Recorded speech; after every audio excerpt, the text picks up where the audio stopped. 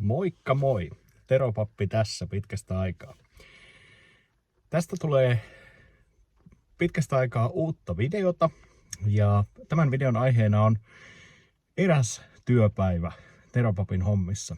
Mie en ole tänään yksin liikkeellä, vaan tuolla peräkontissa on minun uusi työkaveri Samppukoira.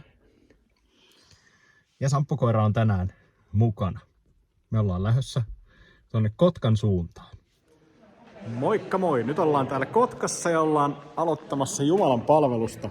Meillä on ehtoollisvälineet valmiina, kitara on valmiina, yleisökin alkaa olemaan, seurakuntalaiset valmiina, niin kohta me aloitetaan.